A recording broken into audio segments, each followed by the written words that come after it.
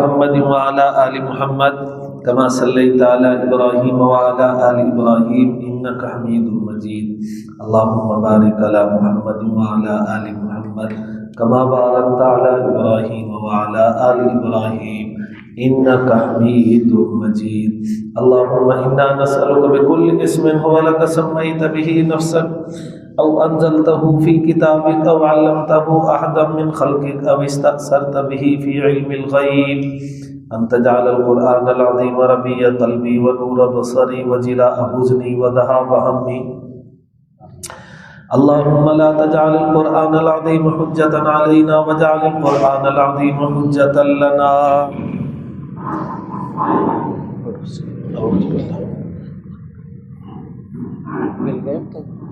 جی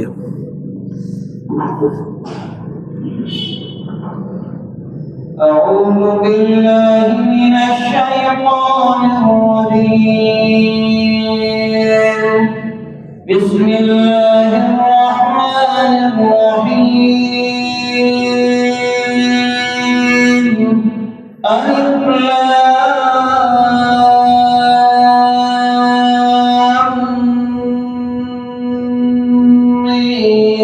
ميم ذلك الكتاب لا ريب فيه هدى للمتقين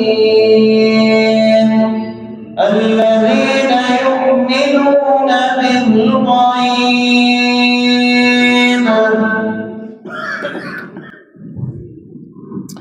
بسم اللہ الرحمن الرحیم. سورۃ البقرہ. آج کا یہ ہمارا جو سبق نمبر ویسے 3 ہے، ہمارے دوسرے چکر کا، دوسرے دور کا. جامع مسجد حنفی ماڈل بازار جامپور میں 21/11/2025 30 جمادی الاولیٰ 1447 ہجری. آج کے ہمارے درس میں 2.5 آیات ہیں. 2.5 آیات.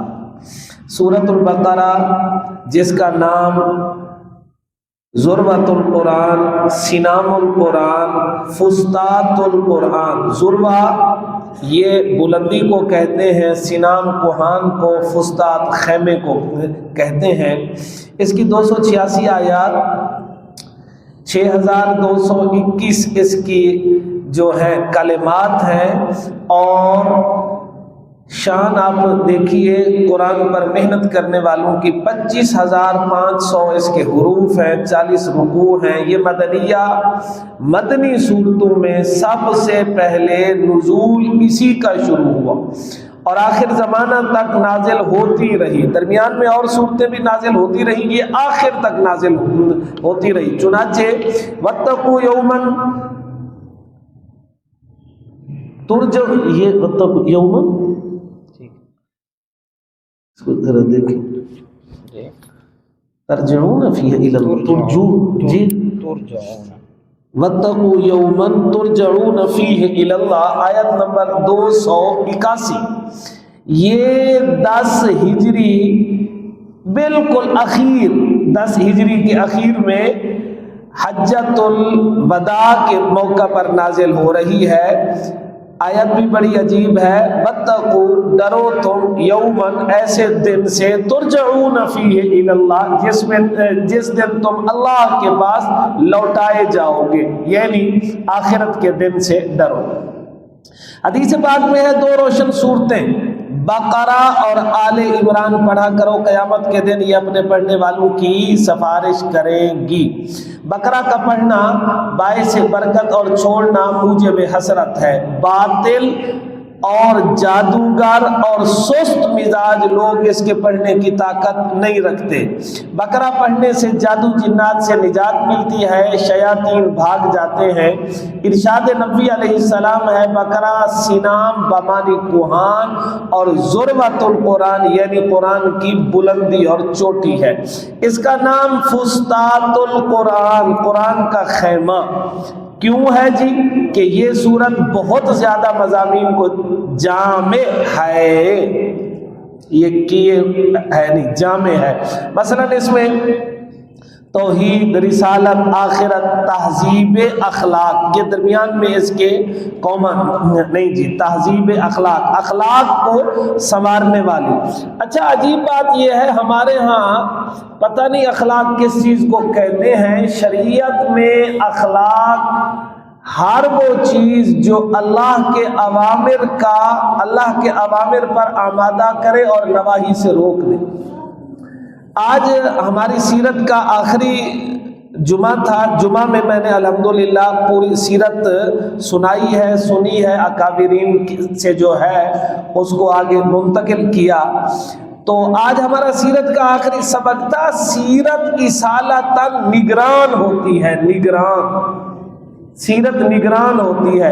اگر کوئی چوکیدار باہر بیٹھا ہو نا جی، جاگ رہا ہو، بیدار ہو، کیا کوئی چور آ سکتا ہے رضوان بھائی؟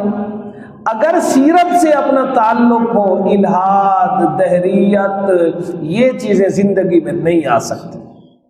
یہ تہذیب اخلاق ہے جی۔ قوانین مملکت، خلافت کبریٰ، سجود ملائکہ، نکاح، طلاق، خلا، ایلا، جہاد کے احکام، نماز، روزہ، یہ جو تہذیب اخلاق ہے اس کا تعلق اپنی ذات سے، انفراد سے اور اصلاح معاشرہ۔ آج تین چیزیں ہیں، جب تک یہ تین چیزیں ہمارے اندر مضبوط تھی ہم بادشاہت کیا کرتے تھے۔ عقیدے کی پختگی، عمل اور دعوت۔ آج ہمارے ہاں دعوت کا عمل تو بالکل گیا۔ ایک مسلم لیگ والا تو اپنی دعوت دے گا، پیپلز پارٹی والا تو دے گا، پی ٹی آئی والا تو دے گا، مسلمان شرمائے گا۔ میں اسے کیسے کہوں بھائی تو بھی داڑھی رکھ لے، تو بھی قرآن والا بن جا، تو بھی نماز والا بن جا، تو بھی درس والا بن جا۔ ہم کہتے ہیں پتہ نہیں ہمیں کیا، بھائی یہ ہمارا کام ہے، ہمارا یہ کام ہے۔ ہم نے ہر مجلس میں، یہ مولانا ابوالحسن علی ندوی کے خطبات ہیں، خطبات علی میاں، نام اصل میں علی تھا، علی میاں، تو اللہ نے شان دی۔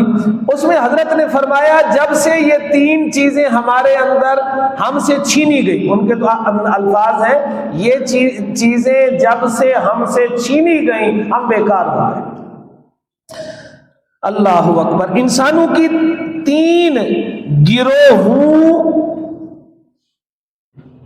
میں تقسیم، مسلم، کافر اور منافق، یہ بھی بقرہ میں ہوگا۔ تردید فرق باطلہ، مناظرہ بالیہود اور ان کی روحانی امراض کا ذکر۔ یہودیوں کی 40 امراض بیان ہوں گی، آپ آگے غور کیجئے گا، 40 برائیاں یہودیوں کی، اور ان سے ہم نے بچنا ہے۔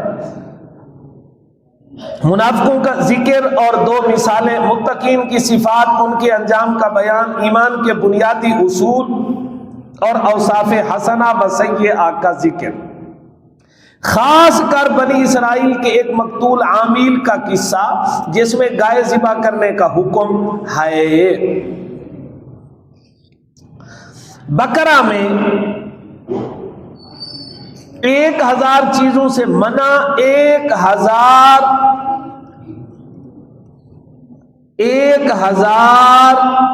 کا حکم اور 1000 حکمت اور 1000 خبر واقع سے، 1000۔ علامہ قرطبی یہ فرماتے ہیں سمیت من الاکابر، میں نے بزرگوں سے سنا بقرہ کے اندر 1000 قصہ ہے۔ اچھا ہمیں تو 1000 قصہ نہیں ملتا ظاہری طور پر دیکھنے سے، پھر کیسے؟ وہ کہتے ہیں غور کیا جائے تو منافقوں کی ہر بات قصہ ہے، پھر قصے میں قصہ ہے، یہود کی ہر بات مستقل قصہ ہے، اور اس قصے میں کئی قصوں کی طرف اشارہ ہے۔ اسی لیے علامہ قرطبی کہتے ہیں کہ جن لوگوں نے اس میں غور کیا انہوں نے 1000 قصہ پایا، انہی 286 آیات میں 1000 قصہ، 1000 حکم، 1000 منع اور 1000 حکمت۔ اس لیے حضرت ابن عمر نے بقرہ 8 سالوں میں سیکھی۔ یہ تو جی بیٹے ہیں، اور ابا جی نے کتنے سالوں میں سیکھی جی؟ 12 سالوں میں۔ حضرت عمر نے بقرہ کو 12 سالوں میں سیکھا، تمام احکام کے ساتھ، 12 سال۔ اور آج اگر ہمارا درس 13-14 سال کا ہو جائے تو کہتے ہیں جی بڑا عرصہ ہو گیا نہ جی، قرآن پاک پر وقت کھپائیں قرآن پاک پر وقت۔ ہاں جی، قرآن کی سب سے مکرم اور بڑی آیت یعنی آیت الکرسی بھی اسی میں ہے۔ ربط کیا ہے جی؟ فاتحہ میں 2 فرقوں کا ذکر تھا، ایک منعم علیہ، دوسرے غیر منعم علیہ، یعنی مغضوب علیہم اور ضالین، دونوں یہ غیر منعم علیہ۔ اب بقرہ میں اسی اجمال کی تفصیل ہے، یعنی مومنین، کفار اور منافقین کا ذکر، اور مغضوب علیہم کو دعوت قرآن۔ میں نے جیسے پہلے عرض کیا کہ مسلمانوں کے 3 مرکزی کام ہیں، عقیدہ، عمل، دعوت۔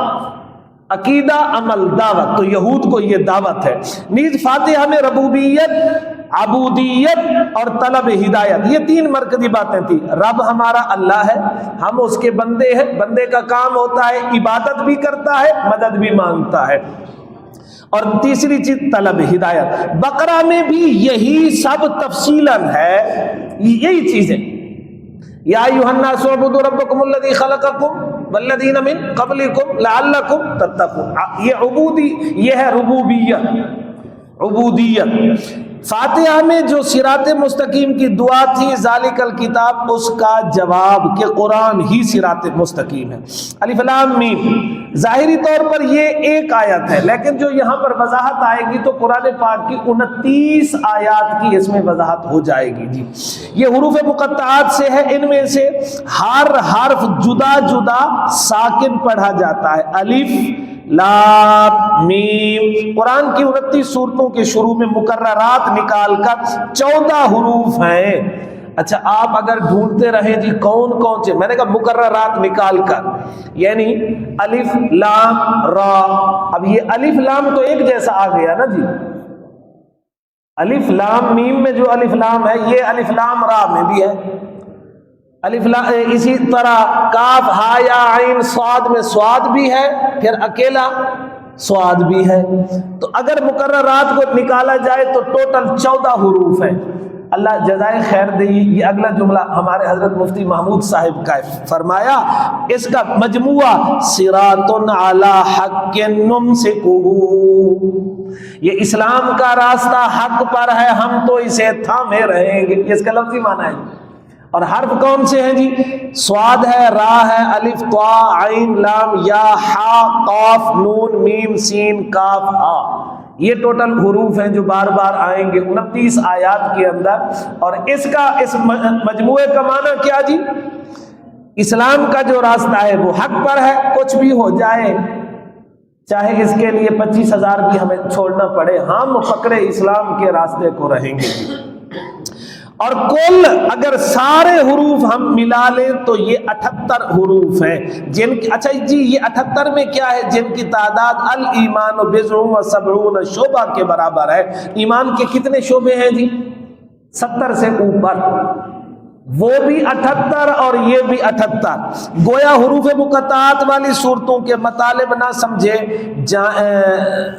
جب تک حروف مقطعات والی صورتوں کے مطالب جب تک نہ سمجھے جائیں ایمان کامل نہ ہوگا۔ فلا یکملو عبدن اسرار الایمان، نہیں پورا کر سکے گا کوئی بندہ ایمان کے اسرار کو، اسرار الایمان، حتی یعلم حقائق هذه الحروف فی صورها، جب تک ان حروف والی صورتوں کے حقائق کو نہ پہچان لے۔ حضرت صدیق اکبر فرماتے ہیں لکل کتاب سر و سر القرآن مقطعات، ہر کتاب کا کوئی راز ہوتا ہے، قرآن کا راز صورتوں کے شروع میں حروف مقطعات۔ قاضی بیضاوی فرماتے ہیں سر بین اللہ و رسولہ، اللہ اور اس کے رسول کے درمیان راز کی بات۔ وَسِرُّ الْحَبِيبِ مَعَ الْحَبِيبِ يَسْتَوْجِبُ أَلَّا يُطَّلَعَ عَلَيْهِ الرَّقِيبُ، اور محبوب کے راز کا تقاضا یہ ہے کسی رقیب کو مطلع نہ کیا جائے۔ حضرت علی فرماتے ہیں حروف مقطعات قرآن کا منتخب حصہ اور خلاصہ ہے۔ فائدہ، قرآنی آیات 3 قسم کی ہیں، محکمات، جن کا معنی مطلب بالکل واضح، اس میں کسی طرح کی تعویل کی ضرورت یا گنجائش نہیں۔ توحید، رسالت، آخرت، نماز، روزہ کے احکام، اخلاق، آداب، قصے، خبریں، پیشین گوئیاں اسی میں سے ہیں۔ نمبر 2 متشابہات، جن کا معنی تو معلوم ہے مگر کیفیت اور حقیقت پوشیدہ۔ مثلا الرحمن علی العرش استوى، رحمان نے عرش پر قرار پکڑا، اس کا مطلب اور کیفیت ہمیں کچھ معلوم نہیں، کیونکہ اللہ کا جسم تو نہیں ہے جی۔ اسی طرح یوم یکشف عن ساق، قیامت کے دن اللہ اپنی پنڈلی ظاہر فرمائے گا، کیا مطلب ہے جی ہمیں پتہ کوئی۔ حضرت عثمان کے لیے جو بیعت رضوان ہوئی اس موقع پر فرمایا ید اللہ فوق ایدیہم، ان کے ہاتھوں پر اللہ کا ہاتھ ہے۔ اب ہاتھ اور پنڈلی سے کیا مراد ہے یہ اللہ ہی جانتا ہے جی، کیونکہ اللہ تعالیٰ اعضاء جسمانی اور مکان سے پاک ہے۔ ان باتوں کی حقیقت، کیونکہ ان باتوں کی حقیقت کا سمجھنا انسانی ذہن کے بس میں نہیں، اس لیے ان آیات میں غور و فکر سے بھی روک دیا اور فرمایا جن کے دلوں میں خرابی اور ٹیڑھ پن ہوگا وہی ان کے پیچھے چلیں گے۔ متشابہات کے ارشاد الہی ہے فی قلوبہم زیغ وفی قلوبہم وفی قلوبہم زیغ، جی یتبعون ما تشابہ منہ ابتغاء الفتنة وابتغاء تاویلہ،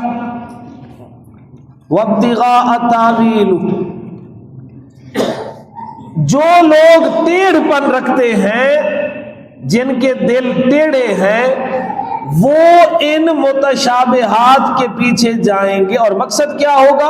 ابتغاء الفتنہ، ابتغاء التاویل، فتنے کا ڈھونڈنا اور تاویل، جیسا کہ آج امت میں کیا جا رہا ہے۔ ایسے مستقل آج ملحد بیٹھے ہیں جو انہی متشابہات سے کہہ رہے ہیں جی جب یہ اترا ہمارے لیے ہے قرآن تو آخر ہمیں کیوں نہیں بتایا جاتا، جبکہ اس کی حقیقت اللہ ہی جانتا ہے۔ وَمَا يَعْلَمُ تَأْوِيلَهُ إِلَّا اللَّهُ، مومنین برملا کہتے ہیں ہم ایمان لائے، والراسخون یقولون آمنا بہ کل من عند ربنا، جو کچھ بھی ہے ہمارے رب کی طرف سے ہے، چاہے معنی معلوم نہیں ہم ایمان لائے۔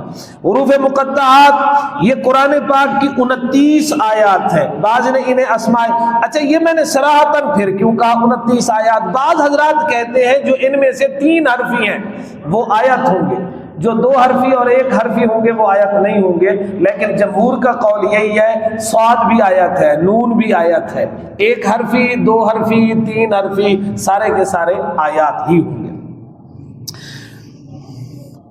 بعض نے کہا یہ اسماء الہی ہیں، اور بعض نے انہی صورتوں کے نام قرار دیے، گویا الف لام میم یہ بقرہ کا دوسرا نام ہے، یاسین یہ سورت یاسین کا دوسرا نام ہے جی۔ اور بعد نے کہا یہ اجمال اور بقیہ جو صورت ہے، بقیہ پوری صورت اس کی تفصیل ہوتی ہے۔ بعد نے کہا یہ مختلف اسماء الہی سے مخفف ہے، مثلا جی الف لام میم میں الف سے اللہ، لام سے لطیف، میم سے مجید۔ حضرت ابن عباس فرماتے ہیں الف لام میم مخفف، یہ مخفف ہے انا اللہ عالم سے، میں اللہ ہوں خوب جانتا ہوں، گویا شروع قرآن میں بتا دیا ہم تم سے خوب واقف ہیں، یعلم خائنۃ الاعین وما تخفی الصدور، ہماری صفت ہے، تمہاری نیتوں اور ارادوں سے ہم واقف ہیں۔ بعض مفسرین نے فرمایا حروف مقطعات کی ابتدا الف لام میم کے الف سے ہے، اور اختتام کہاں پر ہے جی؟ نون والقلم وما یسطرون، نون پر۔ یہ الف اور نون یہ ایمان سے ہے، ایمان جو اشارہ ہے ایمان مغیبات کے دائرہ میں ہے، گویا یؤمنون بالغیب پر اشارہ ہے۔ جبکہ بعض مفسرین فرماتے ہیں حروف مقطعات خطبات عرب کے دستور کے مطابق محض افتتاح کلام کے لیے، چونکہ یہ طرز اہل عرب میں معروف تھا، اس لیے مشرکین نے ان پر کوئی اعتراض نہ کیا، ورنہ مشرکین تو اعتراض کے بہانے ڈھونڈتے تھے۔ الغرض حقیقت حال یہ ہے کہ حروف مقطعات کے جس نے جتنے بھی معنی بیان جس نے جتنے بھی معنی بیان کیے وہ سارے اندازے تخمینے یا تمثیل اور تسہیل ہے۔ جمہور اہل سنت فرماتے ہیں اللہ و رسولہ اعلم بمرادہ، اللہ اور اس کے رسول ہی جانتے ہیں، ہمارے ذمہ تو یوں کہنا ہے آمنا بذالک وصدقنا۔ سوال، جب قرآن کے مخاطب ہم انسان ہیں تو ان حروف کو بھی ہمارے لیے قابل فہم ہونا چاہیے؟ جواب، کیا ہر چیز دانشوروں پر آشکارا ہے؟ ہرگز نہیں۔ کائنات کی بہت سی چیزیں محققین پر راز ہیں۔ اگر کائنات کے رازوں پر اعتراض نہیں تو قرآن کے راز پر کیوں اعتراض ہے جی؟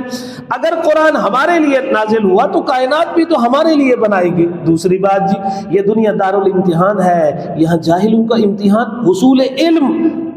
حصول علم سے ہے کہ علم حاصل کرو، اور علماء کا امتحان منع علم سے ہے کہ علم سے رک جاؤ۔ گویا علماء کو حکم دیا کہ تم تحقیق کے میدان میں دوڑتے رہو، تمہاری سیاہی شہداء کے خون کے ساتھ تولی جائے گی، مگر جب ہم روک دیں تو بس رک جانا فائدہ۔ یہاں مقطعات، جہاں مقطعات ہوں گے وہاں کسی نہ کسی انداز میں قرآن کا ذکر ہوگا، جیسے مخاطبین کو چیلنج ہے، قرآن بھی انہی حروف سے مرکب ہے، اگر معاذ اللہ یہ انسانی کلام ہے تو اس کی 114 صورتوں میں سے کسی ایک کی نظیر لاؤ، گویا خام مال تمہارے پاس بھی موجود ہے، اس عالی شان عمارت جیسا کوئی ایک گوشہ تو بنا کے دکھاؤ۔ ذالک الکتاب لا ریب فیہ، ذالک اسم اشارہ، یہ کتاب، اس میں کوئی شک نہیں، اس میں کوئی ادنا وہم بھی نہیں۔ یہ میں آگے عرض کرتا ہوں کہ شک زیادہ ہوتا ہے، وہم کم ہوتا ہے، اور ریب کا معنی وہم کا ہونا ہے۔ ذالک اسم اشارہ بعید، جیسے مراد قرآن ہے، سرسری اعتبار سے معلوم ہوتا ہے، یہاں ذالکہ کی جگہ ہاذا ہونا چاہیے، جیسے وہ انگلش میں کہتے ہیں نا دس اور دیٹ، دس قریب کے لیے اور دیٹ بعید کے لیے، دور کے لیے، تو یہاں پر ہاذا ہونا چاہیے، گویا ھذا الکتاب لا ریب فیہ۔ ذالکہ کیوں کہا گیا؟ تو جناب عالی قرآن یہ جو ہے نا بعد اور دوری، یہ تین قسم کی ہوتی ہے۔ نمبر ایک بعد مکانی، کوئی جگہ ہم سے دور ہو، جیسے مکہ، مدینہ، فلسطین، اللہ تینوں جگہوں کی حفاظت فرمائے۔ نمبر دو بعد زمانی، کوئی وقت اور زمانہ ہم سے دور ہو، جیسے نزول قرآن کا زمانہ، رحمت مجسم صلی اللہ علیہ وسلم کا زمانہ۔ نمبر تین بعد منزلت، جسے علو مرتبت بھی کہتے ہیں، اپنی کسی چیز کا کسی چیز کا رتبہ اور مقام بلند کرنا ہو تو یہاں پر بھی ذالکہ سے یہی بلندی مراد ہے۔ گویا قرآن پاک اپنے حقائق اور دقائق، فصاحت، بلاغت کے لحاظ سے بلند تھا تو ذالک الکتاب کہہ دیا گیا، کیونکہ انسانی افکار کی جولان گاہ سے یہ بہت بلند ہے، لہذا ذالکہ۔ نیز بعض نے یہ بھی کہا کہ ذالکہ سے مراد جو کتاب آپ کے ہاتھوں میں قرآن کا نسخہ ہے یہ مراد نہیں، بلکہ اسی کا ذکر جو پہلی کتابوں میں ہوا وہ مراد ہے، اور وہ کتابیں کیونکہ ہم سے پہلے کی ہیں تو اشارہ بعید لایا گیا۔ نیز پہلی آسمانی کتب تورات، زبور، انجیل میں قرآن کے تذکرے اور پیشین گوئی موجود تھی، اب ذالک الکتاب کا معنی ہوگا یہ وہی کتاب ہے جس کا تذکرہ پہلی کتب میں موجود تھا، یا یہ وہ کتاب ہے جو لوح محفوظ سے آسمان دنیا میں بیت العزت مقام پر نازل ہوئی۔ یہ جو بیت العزت ہے یہ اسی آسمان دنیا پر ایک جگہ ہے، پھر وہاں سے بتدریج 23 سال کے عرصہ میں زمین پر نازل ہوئی۔ الکتاب، قرآن نزول کے لحاظ سے کتاب نہیں تھی، کتاب کہتے ہیں لکھی ہوئی چیز کو دی، یہ لکھی ہوئی نہ تھی۔ پھر اسے ما یعول یعنی انجام کے اعتبار سے کتاب کہا گیا، گویا اللہ پاک نے ابتدا میں ہی بتلا دیا یہ لکھی جائے گی، یہ محفوظ ہوگی، یا لوح محفوظ کے اعتبار سے اسے کتاب کہا گیا، یا پھر اسے کتاب مطلق جمع اور بعض کے ساتھ جڑے ہونے کے اعتبار سے اسے کتاب کہا گیا۔ فائدہ، یہ کاغذ قلم کا دور ہے، بڑے علمی خزانے کاغذ کے سینے پر آ چکے، مگر ہر کسی نے تسلیم کیا قرآن کے مقابل کیا نظیر بھی کوئی دوسری کتاب نہیں، قرآن کے ہم پلہ تو کیا کسی درجے میں نہیں۔ قرآن نے اپنا پہلا تعارف کتاب سے کرایا کہ میں محض زبانی یادداشتوں کا مجموعہ نہیں بلکہ باضابطہ کتاب ہوں، تا قیامت نقل متواتر کے ساتھ محفوظ رہوں گا، جبکہ دوسری مذہبی کتابیں صرف معنی مطالب، اصل ترتیب معنی مطالب ہیں، اصل ترتیب حیت اور الفاظ کا کسی کو پتہ نہیں۔ پھر مختلف لوگوں کے نقل کرنے، یہ نقل ہے جی، نقل کرنے میں بھی فرق ہے، اسی لیے تو انجیل کے 350 نسخوں میں سے 4 نسخے چھانٹے گئے۔ اصل نسخے کتنے تھے جی؟ 350، ان میں سے جو چھانٹی کیے گئے تو کہا گیا لوکا کی انجیل، متی، یوحنا، مرکز کی انجیل، لیکن آپ نے کبھی نہیں سنا ہوگا صدیق کا قرآن، فاروق، عثمان، علی کا قرآن، یہ خدا کا قرآن ہے۔ اور صحت لفظی کیا، اصل نزول والی زبان بھی باقی نہیں، اگرچہ موجودہ انجیل کو آج کہا آسمانی کتاب جاتا ہے، مگر اس کی ترتیب و تالیف میں کئی انسانی دماغ اور سینکڑوں قلم شریک رہے۔ دلائل چھوڑیے، محض دعویٰ کی حد تک بھی کوئی مذہبی کتاب لفظ با لفظ نازل ہونے میں قرآن کی مقابل یا ثانی نہیں، اور کوئی کتاب لا ریب کی دعوے دار نہیں۔ یہ شان صرف قرآن کی ہے۔ یہ شہادت عثمان غنی کے وقت جس مصحف پر حضرت عثمان کے خون کے چھینٹے گرے، وہ اور آج کا قرآن ملا کر دیکھو، ہر بار ایک جیسے، دنیا کے جس کونے میں جی چاہے دیکھ لو، اسلامی ملک میں یا کفرستان میں، حکومت ظالم ہو یا عادل، وہاں عربی پر پابندی ہو یا اجازت، اسلام سرکاری مذہب ہو یا سرکاری جزم، قرآن ہر جگہ ایک جیسا۔ اور اس یگانگت اور اتحاد کی وجہ کوئی حکومتی سرپرستی، سعودیہ اس کے پیچھے ہے، کوئی این جی اوز ہے، نہ جی نہ، اس کا محافظ اللہ ہے۔ بر صغیر پاک و ہند پر قبضے کے بعد انگریز نے سمجھا کہ قرآن کا محافظ مولوی اور مدرسہ ہے، تو اس نے مولوی کو بھی مٹایا، مدرسے کو بھی مٹایا، قرآن کو بھی اس نے مٹایا، مگر اس کی یہ سوچ غلط ثابت ہوئی۔ کیوں جی؟ کیونکہ مولوی کی وجہ سے قرآن نہیں ہے، بلکہ قرآن کی وجہ سے مولوی باقی ہے۔ حفاظت قرآن کے بارے ارشاد الہی، انا نحن نزلنا الذکر وانا لہ لحافظون، یہاں پر اللہ نے 2 باتیں فرمائی۔ پہلی بات، قرآن ہم نے اتارا، اس میں کسی انسانی سوچ یا قلم کا دخل نہیں۔ آج جو یہ کہتے ہیں کہ قرآن میں فلاں نے تعریف کر دی، او بھائی اللہ فرما رہے ہیں، یعنی پھر تو جنہوں نے تعریف کی وہ اللہ پر غالب آ گئے، اللہ کے حکم سے وہ جیت گئے۔ حیرت ہے۔ اس کے محافظ ہم ہیں، لہٰذا اس میں کوئی تبدیلی نہ ہوگی۔ پہلی، اتارا ہم نے، دوسرا اس کے محافظ بھی ہم ہیں، لا ریب فی، اس میں شک نہیں، یہ کتاب اللہ کی طرف سے نازل شدہ ہے، اس کے سب مضامین احکام برحق، ہر دعویٰ مدلل، ہر خبر اور پیشین گوئی حقیقت پر مبنی، ہر طرح کے تخمینے، مبالغہ آمیزی اور تعارض سے پاک۔ لیکن یاد رہے کتاب میں شک نہیں، دماغ میں ہو سکتا ہے۔ اگر کسی شپرہ، یہ شپرہ چمگادڑ کو کہتے ہیں، شپرہ چشم متعصب تکذیب، شپرہ چشم اور متعصب آدمی تکذیب و انکار کر دے تو یہ اس کے دماغ کا خلل ہے۔ جیسے چینی میٹھی چیز ہے مگر صفرا والے کو کڑوی لگتی ہے۔ عمدہ کھانا ہیضے کے مریض کے لیے نقصان دہ، بارش اپنی ذات میں فائدہ مند، کھیتی باغوں میں ہریالی لاتی ہے، لیکن گندگی کے ڈھیر پر برسے تو تعفن پھیلے گا۔ شیخ سعدی فرماتے ہیں، باراں کے در لطافت تباش خلاف نیز، در باغ لالا رویت بدر شور بوم خس، در شور شوریلی زمین میں۔ بعض آیات مثلا تخلیق ارض پہلے ہوئی یا تخلیق آسمان، اس طرح قیامت کے دن مجرم بارگاہ الہی میں جھوٹ بول سکیں گے یا نہیں، ان میں بظاہر تعارض ہوتا ہے جناب، حقیقت یہ ہے کہ موقع محل کے مختلف ہونے کی وجہ سے ان میں بھی تعارض نہیں ہے۔ ایک موقع پر جھوٹ بولیں گے، جب اللہ پاک ان کے اعضاء کو ان کے خلاف گواہ بنا کر پیش کریں گے تو جھوٹ نہیں بولیں گے، بالکل چپ ہو جائے گی ان کو، تو پہلے بولیں گے پھر نہیں بولیں گے۔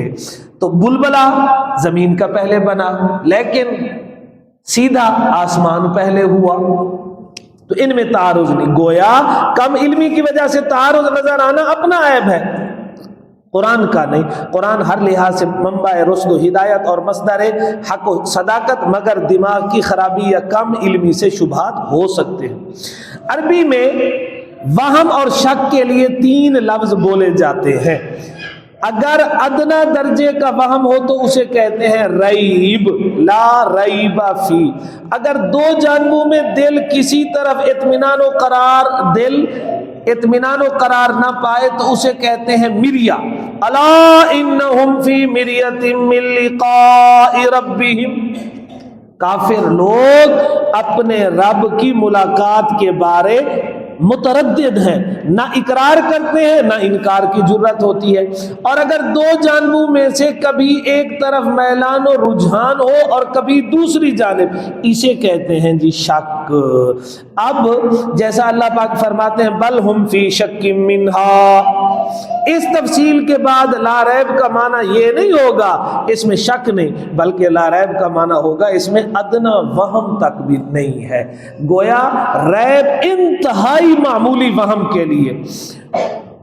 ہدن، ذالک الکتاب ہدن للمتقین، ہدن یہ مصدر ہادن کے معنی میں، ہدن کا مطلب ہوتا ہے ہدایت، اور ہم اس کا معنی کیا کرتے ہیں؟ ذالک الکتاب ہدن للمتقین، یہ کتاب ذالک الکتاب لا ریب فی، اس کتاب میں کوئی شک نہیں، ہدن للمتقین، یہ متقین کو ہدایت دینے والی ہے۔ ہم یہ معنی کیوں کرتے ہیں؟ اس لیے کہ ہدن ہادن کے معنی میں ہے۔ قرآن پاک نے شروع سے ذہن نشین کرا دیا یہ کوئی تاریخی کتاب نہیں جو سنوار یا ترتیب وار ہو۔ اس میں یہ نہیں بتایا جائے گا کہ موسیٰ علیہ السلام کس سن میں پیدا ہوئے، کب یہ قصہ ہوا، یہ حضرت عیسیٰ کا قصہ کب ہوا، حضرت داؤد کا کب ہوا۔ اسی لیے آپ دیکھیں قصے آگے پیچھے ہیں، حضرت موسیٰ کا پہلے آ گیا، حضرت آدم کا بعد میں آ گیا، اور نہ ہی کوئی سائنسی اور طبی اور طبعی مسائل حل کرنے والی یہ کتاب ہے جی۔ یہ کتاب کیسری نہ ہی یہ محض دل بہلانے والا ناول اور افسانہ ہے، بلکہ یہ دستور حیات ہدایت نامہ ہے جو ایک مستقل جامع مصلح پروگرام لے کر نازل ہوا۔ یہ ایسے نہیں آیا جی۔ آج قرآن کے الفاظ پر بھی کسی درجے میں کام ہو رہا ہے، اس کے معنی پر بھی ہو رہا ہے، حسن صوت پر بھی ہو رہا ہے، پروگرام پر کام نہیں ہو رہا، قرآن کے پروگرام پر۔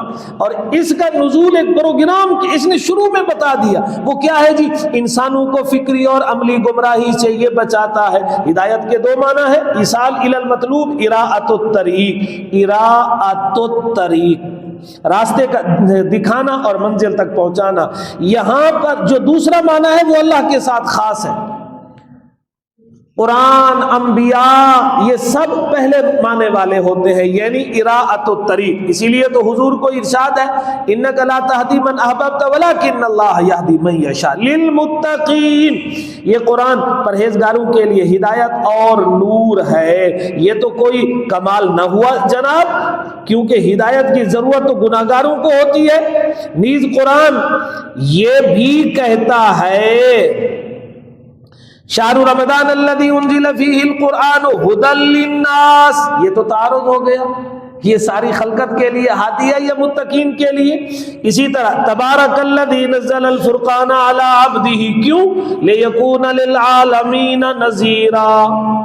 قرآن کی اکثر خطاب پھر عمومی ہے، یا ایھا الناس، پھر تو کہتا ہے یا ایھا الذین آمنوا، یا بنی آدم، یا عبادی الذین اسرفوا علی انفسہم۔ تو ان آیات اور ھدی للمتقین میں تعارض معلوم ہوتا ہے۔ جواب، قرآن ہدایت تو ساری انسانیت کے لیے ہے جناب، مگر اس سے استفادہ صرف مومنین کرتے ہیں، تو یہ انہی کے لیے نجات آخرت کا ذریعہ بنتا ہے جس میں حق کی طلب، خوف خدا اور زندہ ضمیر ہو۔ قرآن سے عملاً وہی لوگ فائدہ اٹھاتے ہیں، اور جن دلوں میں گناہ سے بچنے کا جذبہ ہی نہ ہو وہ اس نور ہدا کتاب مبین سے محروم رہتے ہیں۔ جیسے سورج کی روشنی سے اس کو فائدہ ہوگا جس کی نظر بھی ٹھیک ہو، اگر چمگادڑ کی طرح آنکھیں ہی خراب ہیں تو سورج کی روشنی بیکار۔ جیسے اچھی تلوار کے لیے عمدہ لوہا ضروری، اسی طرح قرآن سے نفع کے لیے سچی طلب اور دل کی پاکیزگی ضروری ہے۔ شمشیر نیک ز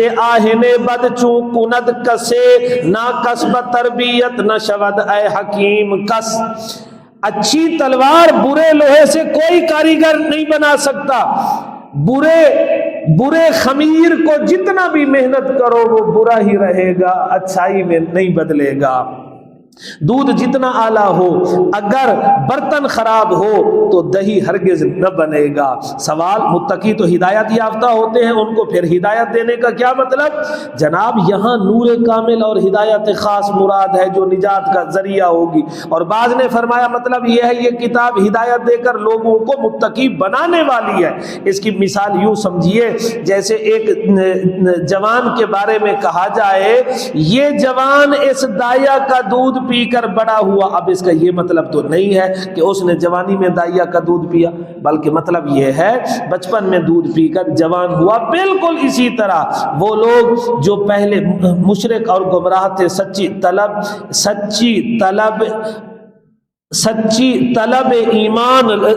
तलब से ईमान लाकर मुत्तकी बन गए। हजरत शेख फरमाते हैं मुत्तकी से मुराद जिद्दो इनाद छोड़ने वाला, यानी कुरान गैर मुतासिब लोगों के लिए हिदायत है। तकवा क्या है जी? हजरत उमर के सवाल पर हजरत उबई इब्न काब बोले अमा सलकता तरीकन ज़ा शौकिन, क्या आप किसी कांटेदार रास्ते से गुजरे? तो हजरत उमर बोले हाँ कई बार। तो फिर पूछा जी कैसे गुजरते हैं वहां से? तो फरमाया जी दामन समेट लेता हूं। अर्ज किया जी यही तकवा है, अपने आप को समेट लेना। हजरत इब्ने उमर फरमाते हैं ला यबलुगुल अब्दु हकीकत तकवा, आदमी उस वक्त तक तकवे की हकीकत को नहीं पहुंच सकता हत्ता यदा मा हाका फी सद्र, जब तक सीने में खटकने वाली चीज को भी न छोड़ दे। हजरत मुआज बिन जबल से पूछा गया मुत्तकी कौन है? फरमाया जो शिरक न करे, मुसीबत में सब्र, राहत में शुक्र करे, खुदा के फैसले पर राजी रहे, कुरानी अहकाम पर अमल करे।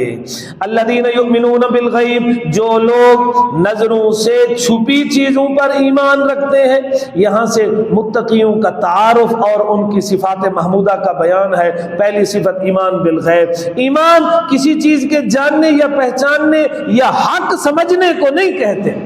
क्यों जी? क्योंकि इब्लीस, फिरौन, अबू जहल इनको हक का तारुफ था। शाह रूम हिरकल ने तो कहा था फलऊ अन्नी आलमो इन्नी अखलसु इलैहि लतजशमतु लिकाअहु वलौ कुन्तु इंदहु लगसलतु अन कदमै। कहा कि अगर मुझे पता होता मैं हुजूर तक पहुंच जाऊंगा तो मैं मुशक्कत से पहुंचता, अगर मैं वहां पर होता तो हुजूर के कदम धो के पीता। अब ये मोमिन हो गया ना जी? नहीं हुआ, मोमिन नहीं हुआ। ये जानता था, मानता नहीं था, समझता था, मानता नहीं था। इसी तरह ख्वाजा अबू तालिब के मशहूर अल्फाज अशार हैं दाऊतनी व अलिमतु अन्नका सादिकुन, आपने मुझे दावत दी, मैं वैसे भी जानता हूं आप सच्चे हैं। लक़द सदक़ता फ़कुन्त क़ब्ल अमीना, आपने सच बोला और आप तो पहले से अमानत वाले थे। वलक़द अलिमतु बिअन्न दीन मुहम्मदिन, मैं ये बात जानता हूँ दीन मुहम्मद मिन खैर अदियानिल बरियत दीना, ज़मीन के सारे दीनों में बेहतर है। लौलल मलामतु औ हिज़ारु मसब्बतिन, अगर मलामत का खौफ ना होता, मुझे गाली का डर ना होता, लवजदतनी समहम बिज़ालिका मुबीना, आप मुझे पाते मैं इस दीन को कबूल कर लेता। अशार तो ऐसे हैं लेकिन आपने कलमा नहीं पढ़ा था। अलगर्ज ईमान कहते हैं किसी पर एतमाद करते हुए उसकी बात हक जानकर तस्दीक करना। इसीलिए हजरत इब्ने मसऊद फरमाते हैं अल यकीन अल ईमान कुल्लु, ईमान है ही यकीन का नाम। शरीयत में बेजमी मा जाअ बिहिन नबी सल्लल्लाहु अलैहि वसल्लम को ईमान कहते हैं। ये इधर अल्फाज रह गया अत-तस्दीको बेजमी मा जाअ बिहिन नबी सल्लल्लाहु अलैहि वसल्लम, यानी हर बात जो नबी पाक सल्लल्लाहु अलैहि वसल्लम लाए उसे दिलो जान से मानना ईमान है। ईमानियात के दायरे में तस्रीहात नबी शर्त है, अपनी अटकल पच्चू और रस्म रिवाज का कोई दखल नहीं। हदीस पाक में इसीलिए तो है मन अहदस फी अमरिना हादा मा लैसा मिनहु फहुव रद्दुन, दीन के मामले में मन गढ़ चीज मरदूद होगी। आज कहते हैं जी तुम बस पर सफर करते हो, ये तो पहले नहीं थी, हमने कभी बस को क्या दीन समझा है? भाई दीन के मामलात में हुजूर ने फरमाया बिल गैब, गैब किसको कहते हैं? लुगत में छुपी चीज को, छुपी चीज जो शय मुशाहिदे या तजर्बे और अक्ल हवास کے ادراک سے باہر ہو اسے غیب کہتے ہیں. مثلا قبر، یہ جی عقل میں آنے والی نہیں ہے. ہمیں تو اوپر سے سب برابر دکھتا ہے، ہمیں تو دکھتا ہے کہ اندر کوئی ہڈی نہیں بچی ہوئی.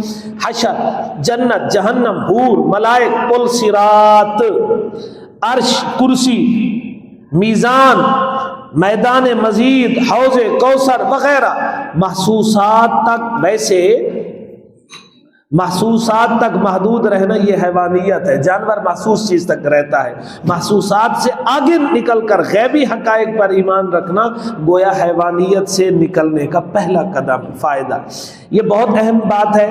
جس شخص کا دائرہ علم جتنا وسیع ہوگا اس کا دائرہ غیب اتنا چھوٹا ہوگا. ہمارا دائرہ غیب بہت بڑا جبکہ حضرت صلی اللہ علیہ وسلم کا چھوٹا، کیونکہ آپ فرشتوں کو، جنت کو، جہنم کو، حوض کوثر کو، پل صراط کو مشاہدہ کر چکے، اور اللہ کے سامنے ہر چیز روشن اور عیاں ہے. لہٰذا اللہ کے نزدیک کچھ غیب نہیں. پھر جو اللہ پاک کو عالم الغیب کہتے ہیں یہ بندوں کی نسبت سے ہے، یعنی جو چیز بندوں سے پوشیدہ ہے وہ اللہ پاک جانتا ہے. اور انبیاء کرام پر چونکہ بے شمار مخفی چیزیں واضح کر دی جاتی ہیں، دائرہ غیب وسعت علمی کی وجہ سے چھوٹا ہوتا ہے، مگر بہت سی چیزیں ان کے لیے بھی غیب ہوتی ہیں، اسی لیے تو ان پر وحی نازل ہوتی ہے. اگر انبیاء غیب کے جاننے والے ہوتے تو وحی کیوں آتی؟ انبیاء کرام کو عالم الغیب کہنا صریح گمراہی اور شرک ہے. آج نیچری پرویزی اور ملحد لوگ منطقی موشگافیوں اور سائنس اور فلسفے کے نام پر نوجوانوں کو خوب گمراہ کر رہے ہیں. حالانکہ اس مادی، وہ کہتے ہیں جی آخرت کیا ہے؟ کچھ بھی نہیں. مادی عالم اور حصی کائنات سے اوپر ایک مکمل جہان ہے جو ہم سے غائب ہے. نیچری لوگ چونکہ صراحتاً اسلام سے نکلنے کی جرات نہیں کرتے. سر سید کیسے کہہ سکتا ہے کہ میں مسلمان نہیں؟ یا غلام احمد پرویز کیسے کہے کہ میں مسلمان نہیں؟ پھر وہ کیا کرتے ہیں؟ مغیبات کی تعویل باطلہ کرتے ہیں. جنت خوشی کو کہتے ہیں جی، جہنم رنج کو کہتے ہیں. حساب کتاب سے مراد ہے مکافات عمل، اللہ حساب لے گا یعنی مکافات عمل. فرشتے اچھے لیڈر کو کہتے ہیں. پھر پی ٹی آئی والوں کے نزدیک عمران خان جبرائیل ہوگا، اور نون لیگ والوں کے نزدیک نواز شریف جبرائیل ہوگا، اور جو ان کے علاوہ ہوں گے ان کے نزدیک، کیونکہ ہمارے آرمی چیف بھی اچھے لیڈر ہے، وہ بھی کوئی فرشتے ہوں گے. حیرت کی بات ہے، کیا اسلامی احکام کے ساتھ استہزاء کیا. اور حور من پسند بیوی کو کہتے ہیں جی، وہی رسول کے خیالات کو. اچھا بھی جنات دیکھیں آپ، قرآن میں پوری سورت ہے جن، سورت جن، تو کہتے ہیں جنات جنگلی انسانوں کو کہتے ہیں. یہ اسلام کی مخالفت اور تعریف ہے. ایک معنی بالغیب کا یہ بھی ہے غائبین عنکم، یعنی مومن صرف آپ کے سامنے نہیں اقرار کرتے منافقوں کی طرح، بلکہ آپ کی پیٹھ پیچھے اور دشمن کے سامنے بھی اعتراف حق کرتے ہیں. بعض نے کہا اس سے مراد وہ لوگ ہیں یؤمنون بالغیب سے جو رحلت نبوی کے بعد ایمان لائے، جیسا کہ حدیث پاک میں ہے اس شخص کے لیے خوشخبری ہے جس نے مجھے دیکھا اور ایمان لایا، اور اس کے لیے خوشخبری، پھر خوشخبری، پھر خوشخبری. 3 بار آپ نے فرمایا. کس کے لیے یا رسول اللہ؟ جو ایمان لایا اور اس نے مجھے نہیں دیکھا. صحابہ نے ایک موقع پر عرض کیا یا رسول اللہ صلی اللہ علیہ وسلم، نہیں بلکہ حضور پاک نے پوچھا جانتے ہو بڑا نصیبے والا کون ہے؟ صحابہ نے عرض کیا یا رسول اللہ صلی اللہ علیہ وسلم ایمان کے لحاظ سے بڑے نصیبے والا ہم ہیں کہ ہم آپ پر ایمان نہیں. صحابہ نے عرض کیا جی فرشتے ہیں کہ انہوں نے ان چیزوں کو دیکھا اور ایمان لائے. اللہ پاک نے فرمایا انہوں نے کون سا کمال کیا؟ ان سے تو بے ایمانی ہو ہی نہیں سکتی. صحابہ نے کہا پھر ہم ہیں جی. آپ نے ارشاد فرمایا فضیلت کی بات علاوہ ہے، لیکن تمہارا کیا کمال ہے؟ تم نے مجھے دیکھا، تم نے قرآن کو اترتے ہوئے دیکھا.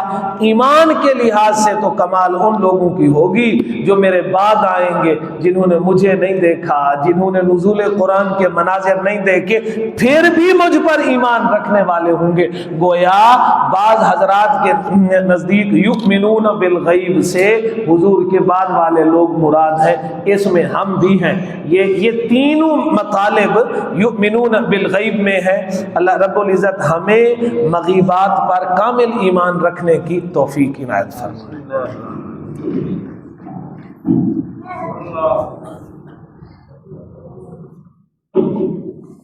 يا رب لك الحمد كما ينبغي لجلال وجهك وعظيم سلطانك.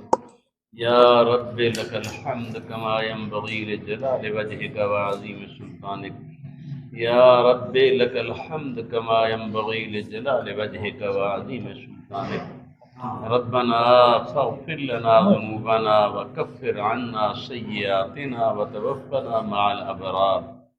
ربنا لا تزغ قلوبنا بعد إذ هديتنا وهب لنا من لدنك رحمة إنك أنت الوهاب.